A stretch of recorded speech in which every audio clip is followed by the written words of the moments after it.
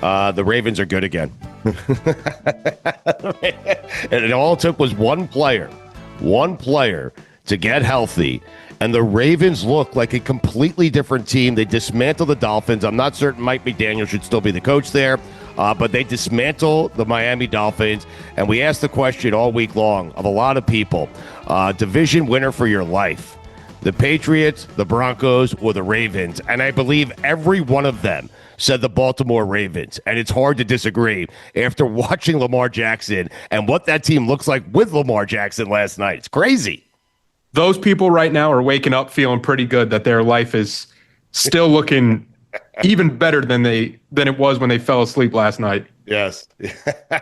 Mikey, he's overwhelming. Like, that's when we say that the MVP, like, look how bad the Bengals are when Joe Burrow is hurt. Look how bad the Ravens are when Lamar Jackson is hurt. You could talk about all the surrounding talent.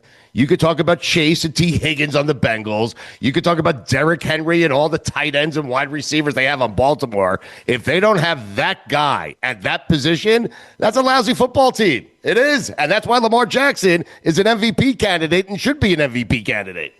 He should. And what's crazy about it is he didn't even run that much. Like, I think he only had like 16 yards rushing, but the threat of it is just enough to make a defense have to worry about so much that you just can't cover everything. And that's why you have tight ends, second and third tight ends even. Mark Andrews is kind of the second tight end now with Isaiah Likely, but you just catching touchdowns. Right. Like, you can't cover everything when he can run the way he does.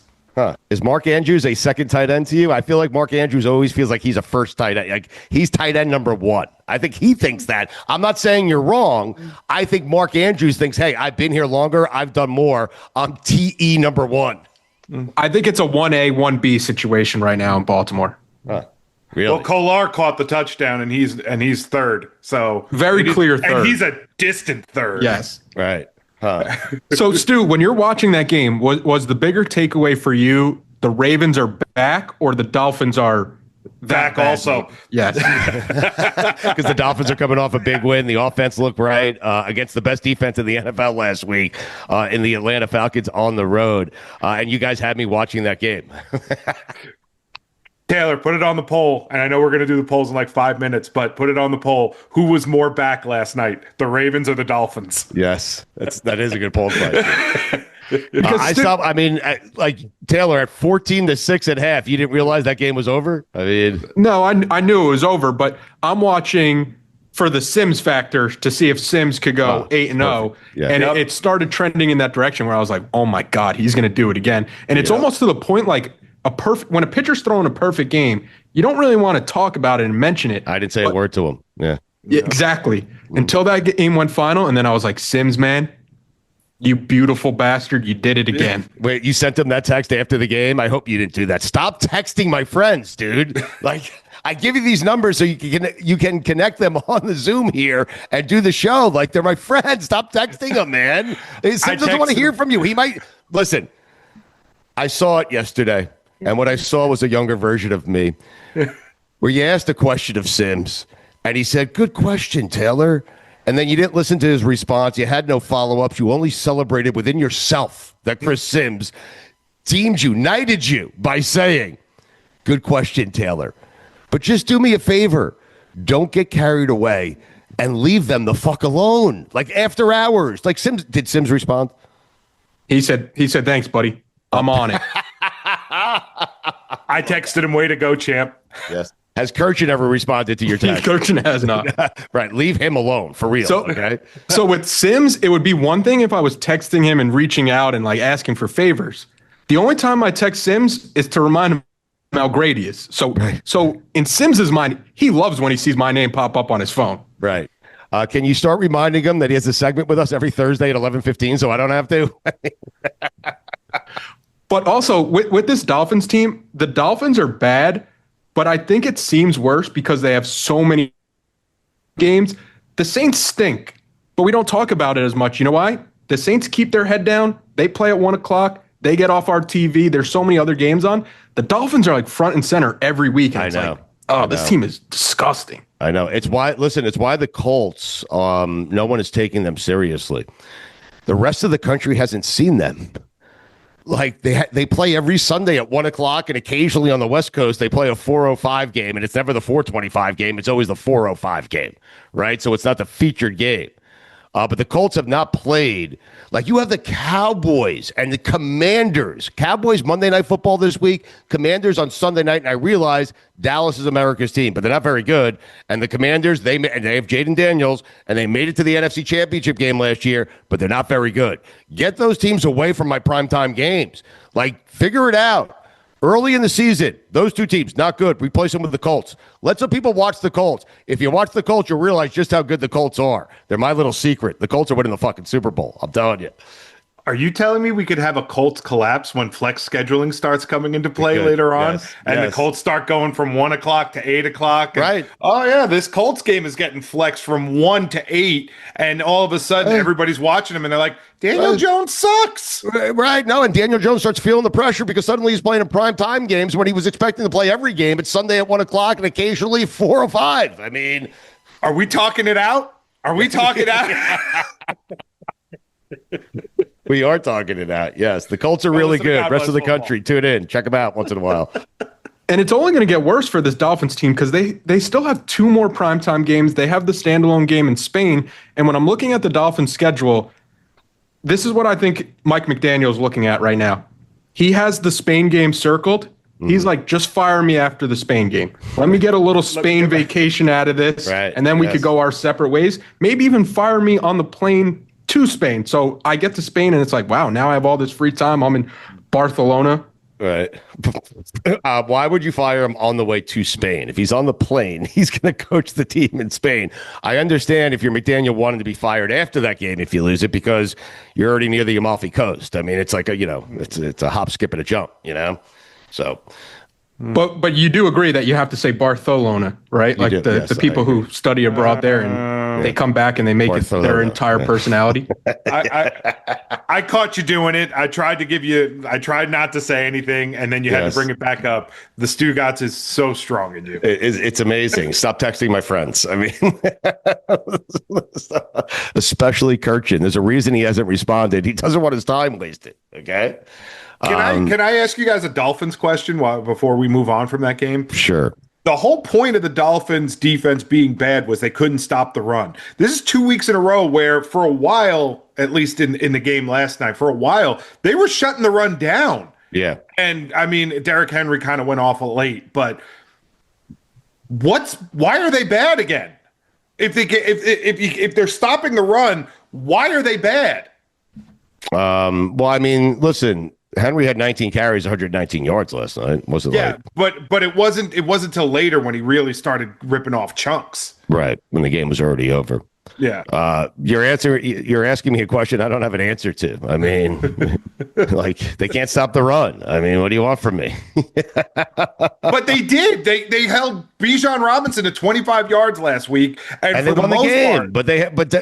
part, Okay, but also they were playing Kirk Cousins and not Lamar Jackson last week. I mean, it's different.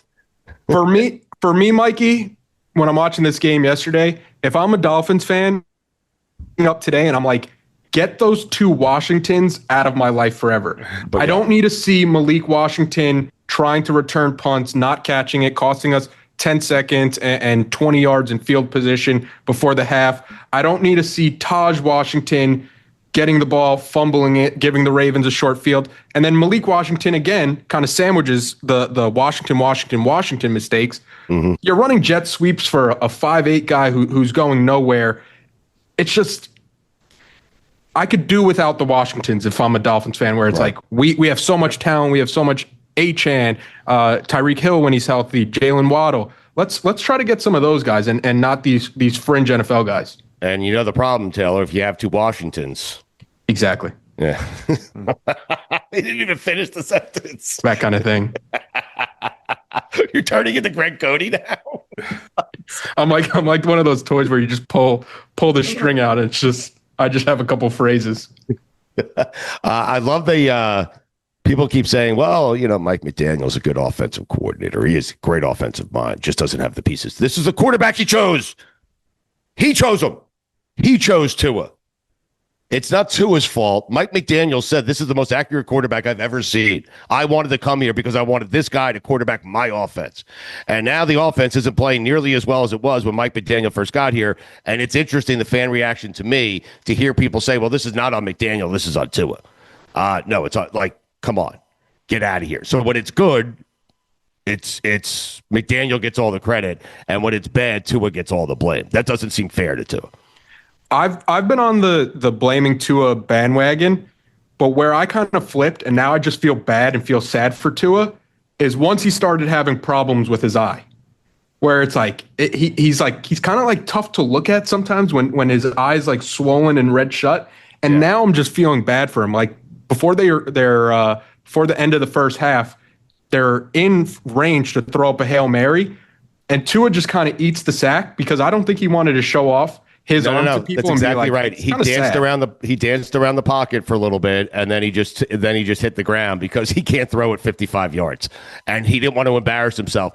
And if you saw the coach behind Mike McDaniel, when McDaniel was putting that final play in, Taylor, I don't know if you saw this, but there was a guy on the sideline who just kind of put his hands in his pocket and put his head down because he couldn't look at anyone in the eye. And he was so disappointed because he was so close to McDaniel. He heard the play call. He heard what McDaniel had given to Tua, and it wasn't a Hail Mary because Tua can't throw it that far, and he's an NFL quarterback making $55 million a year. And what you saw was that guy put his head down and put his hands in his sweatshirt, disgraced, just absolutely disgraced and embarrassed on behalf of everyone on that sideline because this is a team that has a quarterback that can't throw it 45 yards. And I just said this is all unfair to Tua right before I went on that rant. And if you are the Dolphins, I think you have to go into next season with Tua as your quarterback with that cap hit number. You might have an out after 2027. So now it's like, can Tua be the bridge quarterback? Maybe with your draft position this year, you get a quarterback, Tua's the bridge, and then it's a similar situation to Jackson Dart in New York, where halfway through the season, this guy takes over. But now it's a bit ironic for the Dolphins that this quarterback that you tanked for is now the quarterback you're tanking with. Right.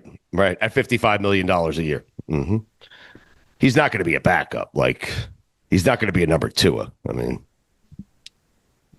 Stugotz here. It's NBA tip-off week, and FanDuel is your home for live betting. Listen, support the people that support this show, and no one has supported us more than our friends at FanDuel. So even if you missed the start of the game or want to ride the hot hand, FanDuel has live bets on everything from who will score next to fourth quarter comebacks. Plus, you can even combine your live bets into a same-game parlay for a shot at a bigger payout. However you want to play, now is the perfect time to join because FanDuel has given new customers $300 in bonus bets if your first $5 bet wins. That's $300 in bonus bets if your first $5 bet wins. So just visit FanDuel.com to sign up today. Play your game with FanDuel, official sports betting partner of the NBA. Must be 21 and older and present in select states or 18 and older and present in D.C., Kentucky, or Wyoming. First online real money wager only. $5 first deposit required. Bonus issued as non-withdrawable bonus bets, which expire 7 days after receipt. Restrictions apply. See terms at sportsbook.fanduel.com. Gambling problem? Call 1-800-GAMBLER or visit rg-help.com. Call 1-888-789-7777 or visit ccpg.org/chat in Connecticut or visit mdgamblinghelp.org in Maryland. Hope is here. Visit gamblinghelplinema.org or call 800-327-5050 for 24/7 support in Massachusetts or call 1-877-8-HOPE-NY or text HOPE-NY in New York. Bua. What? Bua Tagovailoa? Yes, because I'm working on a top 5 list of people in sports, if their parents loved Halloween so much, they would name their kid after something Halloween related. And that's what I'm working on. So now I have him as Bua. And you didn't even set it up. You just came back with Bua. And I loved it. I know. I wanted you guys to Bua Tagovailoa. Yes. I got to change the list around now. Listen, this is a slightly better list than the one I did earlier this week, where we had if your parents were cokeheads, and if they named their kids after something cocaine related. So this is slightly better. Are you guys into Halloween, Mikey? Yeah, you're in a different place, different time than we are because you have kids, and so Halloween is still a big deal for you. I don't think Taylor cares much for Halloween. I certainly don't. I will turn my lights off. And I will leave a bowl of candy outside with a sign that says, "Leave me the F alone." All right. Well, what's interesting about Halloween is you start to realize how weird your kids are. Yeah. Like my kids don't have the store-bought superhero costume that every other kid has. No, one of my kids is dressing up like Big League Chew, and the other one is dressing up like Santa Claus. Nice, right? Big League Chew. How do you get a costume for that? I mean, you can buy one. You can. Really? I mean, it's like you have to have it shipped from across the world, and it takes a long time to get. But there. This is your kid who plays baseball, and I'm sure loads up his mouth on the side with Big League Chew, right? Yeah, but you'd think, all right, he wants to dress up like Aaron Judge, Shohei Ohtani. He wants to dress up like a baseball player. Nope, he wants to be the bubble gum that you eat during the game. Right. My kid's weird. But if you play Little League Baseball, Big League Chew is a staple. Right. It absolutely is. But I never thought that's what I'm going to be for Halloween. Put it on the poll. If you play Little League Baseball, is Big League Chew a staple? He's right. No, it is. And we'll get to the polls for the week. That should be 100%. That should be 100%. Well, no, here's what's funny. 2 days ago, we couldn't stop talking about baseball. And today we haven't mentioned the World Series in a Game 6 tonight. All we've talked about baseball-wise is Big League Chew. Suddenly no one cares about the series again. All right, so you got a list?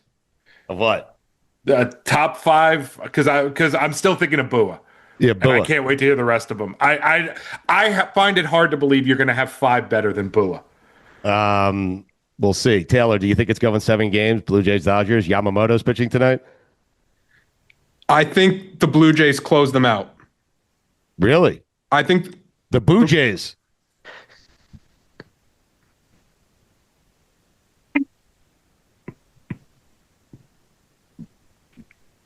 How about that? How about that? Now I just want to do boos. Boo Edwards. I think the Rogers Center gets the Blue Jays home tonight, and I believe that the Blue Jays are going to go in with the mindset like, hey, we have to close this team out while we have a chance. Right. Okay. We'll have a chance at Game 7 if they lose tonight too, though, you know? They have 2 chances to knock them out, right? We don't want the Dodgers to win. No one here wants the Dodgers to win, right? A team and like by here, I mean the United States of America. Correct. Right.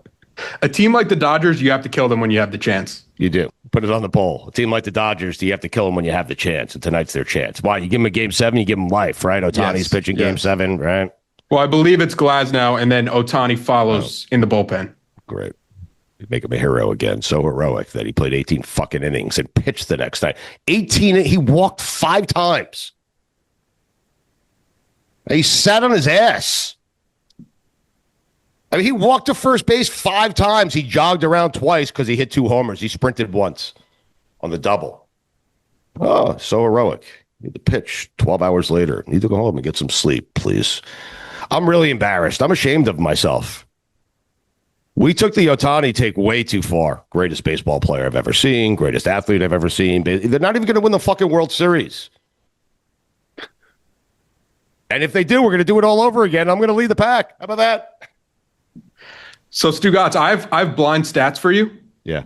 Player A is batting .250 with a .392 on base percentage. Player B is batting .415 with a .506 on base percentage and also has a higher slugging percentage and OPS, whatever OPS is. Mm-hmm. Which player are you taking? Player B. Player A, Shohei Ohtani. Player B, Vlad Guerrero Jr. So can you say somebody's the best player ever if he's not even the best player in the series? Right. What was player B's pitching stats? That's the thing. That's where everyone. And that's what's driving me crazy. I understand. Gave up no runs is the answer. He gave up no runs is the answer. I heard Herb Street talking about this with Al Michaels last night. They're saying this would be the equivalent of a quarterback going out and throwing 4 touchdowns and then having 3 sacks. I understand. I get the feat. I understand it. Okay, but heroic. Come on, because the game ended late and he had to pitch the next day. This is like heroic. That's a bit too far. The best baseball player we've ever seen. I mean, come on. He's not even a top 5 baseball player I've ever seen. He's not even a top 5 Dodger of all time. How about that? Wow. Now, maybe a top 5 Angel. I'm not certain. I have to think about this. Mike Trout is certainly in that discussion. Top 5 Angels of all time. Top 5 Dodgers, I feel like I could do pretty easily. Tim Salmon. Tim Salmon's good. Tim Salmon was really, really good. Angels is going to be a struggle. Pujols. Does it hurt Ohtani's greatest player ever narrative that in 6 seasons with the Angels, he did not win a postseason game? Yeah. With Mike Trout. Yeah. Who might be the best baseball player we've ever seen? Garrett Anderson. Yes. Darren Erstad. Wow. Erstad. Wasn't he a punter at Nebraska too or something? He was. Troy Gloss. Troy Gloss was good. He had a year. I think I'm out. Scott Spezio? No, I think he makes top 5 Angels. I think he's fine. I'm not certain. It doesn't matter. I'm not certain he's a top 5 Dodger though. The couple John of seasons. Lackey. Wow. Ooh, Lackey's good. Yeah. The couple of seasons of K-Rod. Right. Jared Weaver. Wow. Mm. Did they ever have a Molina? They've had all the Molinas, I believe. Every Molina was on one team. I believe it was Jose Molina that they had. Yeah. But like Dodgers, you got like Koufax, you got Drysdale, there's so many guys that Jackie Robinson. There's so many. Steve Garvey, Oral Hershiser, Kirk Gibson. Feels like me and Mikey are just naming Angels. Jim Head. I'm just naming Dodgers. I'm out. All right, ready for the list? Yes. Wally Joyner. You were ready 5 minutes ago. Sean Figgins. Oh, wow. John Figgins. Fantasy stud. 50 bags. Chili Davis. Ooh. I'm trying all of these to turn them into Halloween names. All right. You guys ready for this? Let me find the list here. All right. These are top 5 people in sports. If their parents were huge fans of Halloween and they named their kids after something Halloween related, like so big fans of Halloween. Yeah. Gotta be. You'll change your last name. Right. You wear a costume on Halloween. They wear a costume every other night. You know what I'm saying? That kind of fan. Yes. So they don't do when everyone zigs, they zag, Oh, you're celebrating Halloween tonight? We're going to celebrate it the next night and every other night after that until it comes back around again. It's like the person who orders a turkey sandwich every day of the year. And then on Thanksgiving, they say, no turkey today. Right. That's exactly right. I guess. You ring their doorbell, they give you candy, even if it's May 30th. There's always a bowl of candy up front. Yes. Yeah. Always. Stu, I just want to say, before you get to this list, you agreeing that quickly with the Thanksgiving turkey take was terrible. That was great teaming. No, that was great. Okay. Right there. All right, because I felt a little lonely when I said it. Yeah. But you saying yes so quickly, I was like, okay, maybe it wasn't as bad. Yes, I have done that for countless others throughout my career. They just don't realize it until I'm gone. So buy into your shitty fucking take. It works both ways. They bought into my shitty takes before as well. But thank you for recognizing it, Taylor. Vlad Guerrero. Ooh, for real. The real one. Yeah. Almond Joy Taylor. There was a guy named Billy Almond, I believe, who played. Yeah. You could have went that route. Billy Almond Joy. Wow. I think it was like 1977 or something like that. Are you looking him up right now? Yes. Billy Almond Oh, wow. He was a Met. Yeah. A Padre. White Sox, I think.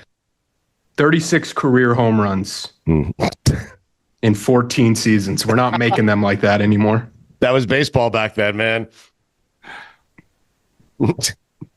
Pitchers dominated. First overall pick in 1974. Billy Allman, he didn't live up to it. I mean, Bust. The B in Billy stands for bust. he played 14 years, guys. Yeah. 36 home runs. Bust. Yeah, but when you draft a guy first overall, the Padres weren't hoping for 254, 36 home runs. No, you're right. But 14 years, I'm just saying. He made a lot of money. Well, they didn't pay him that much. Different either. time. Different time. Billy Allman's joy. Mike, he's going to kill us. He wants us to get out. Jim Edmounds. He's back. Jim Edmonds was good. He's top 5 Angel of all time. And Cardinal. One of the greatest top 5 catches of all time. Jim Edmonds. He's in the same top 5s that Pujols is in. Yeah. Yep. David Eckstein, too, I think, actually. No, now you've taken it too far. I'm just noticing that the Angels had Tim Salmon and Mike Trout. Couple of fishes cutting it up. Hey, at the same time? I don't believe they overlapped. Salmon and Trout did not overlap. The fact that they had Trout and Ohtani, I mean, what happened there? People are listening to this like... People are listening to this. That's what it is. Get to the top 5 list, I think they love this. All right, you ready? OLI. Been ready.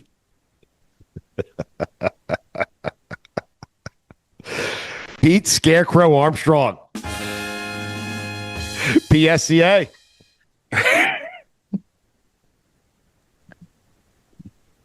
Again, this is top 5 people in sports. What their names would be if their parents were Halloween addicts and named them after something Halloween related. Number 5, Freddie Abu. That's good. I like Bua better. See, I like Bua better. Bua.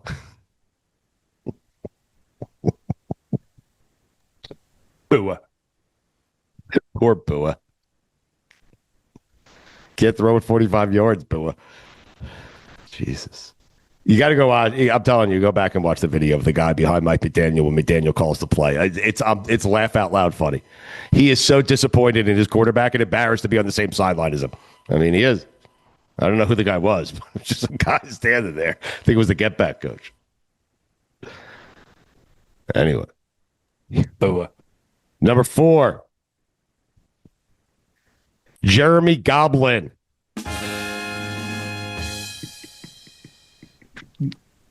Nice. Now, for Thanksgiving, there was a pitcher named Jimmy Gobble. Remember that for Thanksgiving, okay. Taylor. It's coming up in a couple of weeks, okay? Gobble, gobble. Goblin sanity. Yes. Number 3, Jacko Lambert. And he looked like one. Double. He did look like one. Number 2, Ian Pump Kinsler. I mean, I'm sorry. That's a shoehorn. I love it. First off, why is Freddie Abu 5? I know it's my list. I control these things. And Ian Pump Kinsler even on the list. Ian Pump Kinsler is good. Also, it's yours. Former Angel, too. And Ranger. Tiger. Borderline Hall of Famer, I think, Kinsler. Wrong side. Outside looking in, for sure. But borderline. How many homers for Kinsler? 257. Homers? Oh, I thought that was his average. 269. Not bad for a second baseman. Homer-wise. Correct. I mean, Billy Allman hit, 36 in 14 years or something like that. And number 1, Spooky Betts. Wow. Mookie Betts. Mookie Betts. Wow! More wow. I could have went Spooky Bets and Mookie Bats. Anyway. Taylor, let's go ahead. Mookie Betts. Ooh, Pookie. Bookie. Oh, wow. I'm sorry. Mookie Betts. Bookie Bets. I'm a one-trick pony with Boo. I love the Boo. Time for the polls. The Jet fan in me. Yes, time for the polls. Let's wrap up the week. It's been a fun week. A lot of great guests. Stephen A. I'm still swooning from Stephen A. Yep. Oh, that was so much fun. People loved hearing Stephen A. on with us. Taylor, do not use that number. I am serious. No. If Stephen A. actually asked me, did you give Taylor my number? And I said I did. I had to. And he said, all right, just tell him to keep it to himself. Don't share that number with anyone. Don't use it. So you're going to use it. He's going to use it. With great power comes great responsibility. Yeah. You're feeling good about your Rolodex as we continue on here, aren't you? You're feeling better about it, I think. Yeah. So ideally, we'd go to your phone provider and they would just copy your contacts and send me that phone, the second phone, just so I have it all You in want one it? place. It'd be helpful for you, right? It would be helpful, yeah. You could just save these things when I send them to you, though. It's 2 clicks. Correct. You're acknowledging I'm correct, but not saying you're going to do it. Correct. First poll from the beginning of the week. Yes.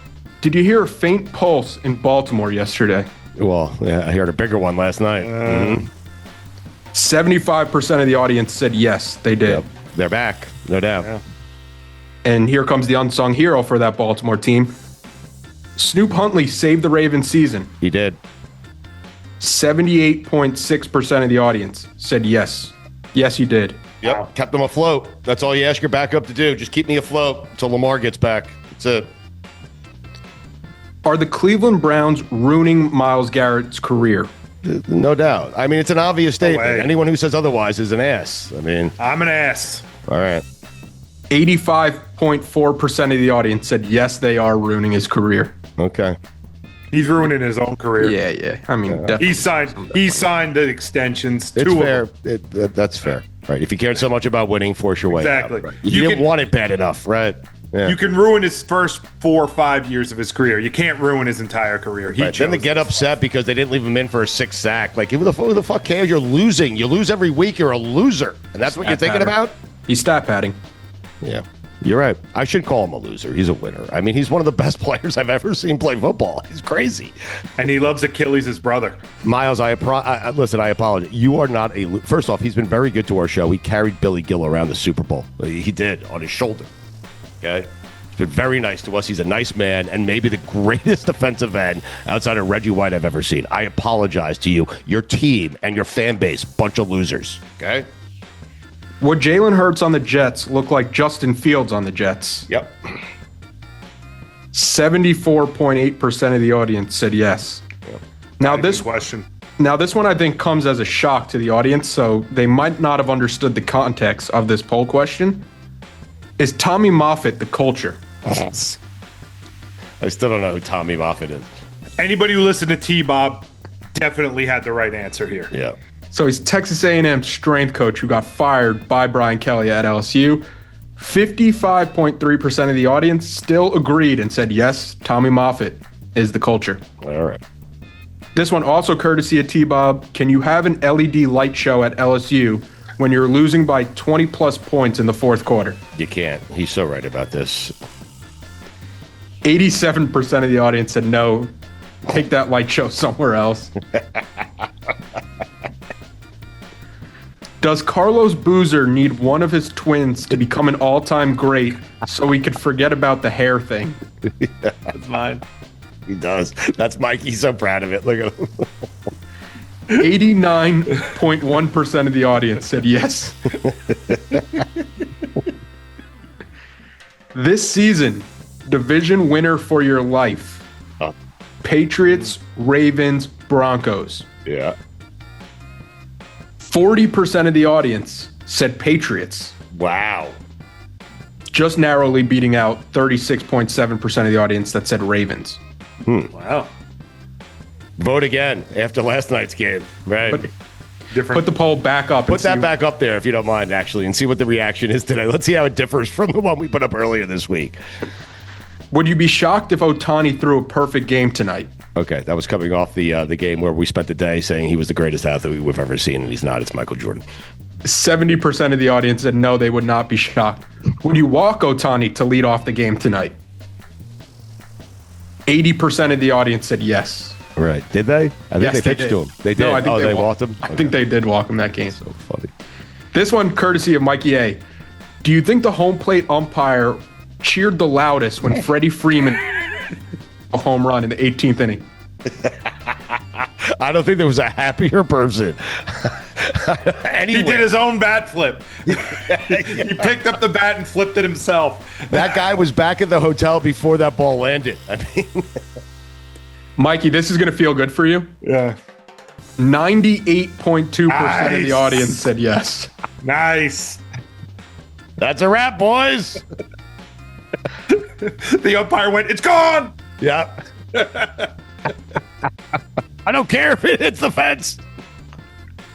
Does the W in Will Klein stand for World Series MVP? Oh, that guy went 4 That's a innings. Taylor, He's never got more than like 2. I mean, they were 4 shutout big innings that set up the Ohtani homer.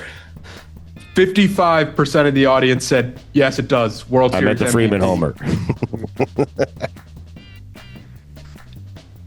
Is Tim Kurchin on his third rewatch of Dodgers Blue Jays Game 3 by now? Yes, it's why he hasn't responded to Taylor's text.